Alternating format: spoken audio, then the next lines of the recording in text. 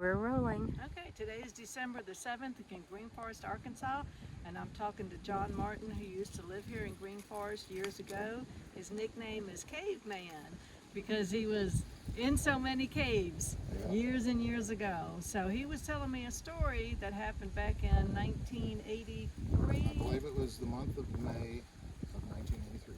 Okay, now we are down right off of 62 in Green Forest, and this is Dry Creek, is that correct? Yeah. Okay, so you tell me why you brought us to this spot. Okay. There was a lot of rain that year, and this creek was more like a river, so it was probably the water was probably out in the field, so it was 8 or 10 foot taller than what that little trickle of water is right there. And when I was living over at Bill Lynch's by Devil's Pocket and Ward Cemetery area, he had the landslide, and it was a pond that was at the very top of the mountain. And so he had a mud flow going down through his place, and that was kind of strange. So I called my friend Steve Hammonds. He's on the other side of the mountain, Ridge Road to Bobo, and they had a landslide up on that ridge too.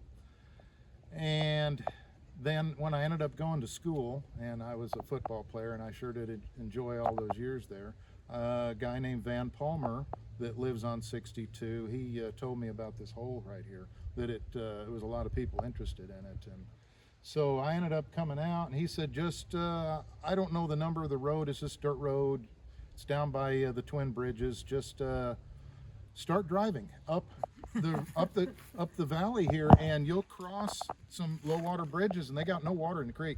And then finally you'll get up to the headwaters up there, and it's so deep you can't take a big old pickup truck jacked up. The water's just too high. So come back to the last bridge that's dry and just walk up, and you'll see it.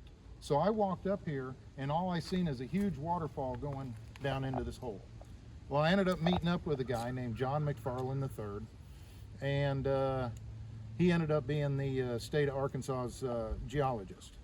So he was telling me he thought that it was a rock under this hill in this area that had just fallen and created an earthquake that created the landslides due to the Boone limestone under this whole area in Carroll County.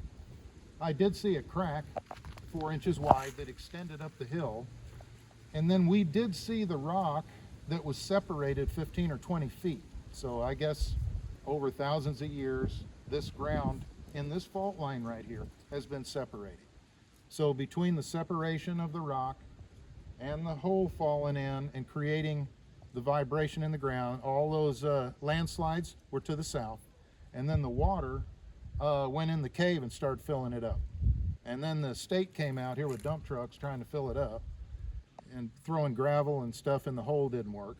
So they, when I wasn't here, they started shoving entire trees down in the hole until they knotted up, and they could build a little platform that they could eventually pour concrete. But the water, being Dry Creek, the water still goes in the cave. They're never going to seal it. It's Mother Nature.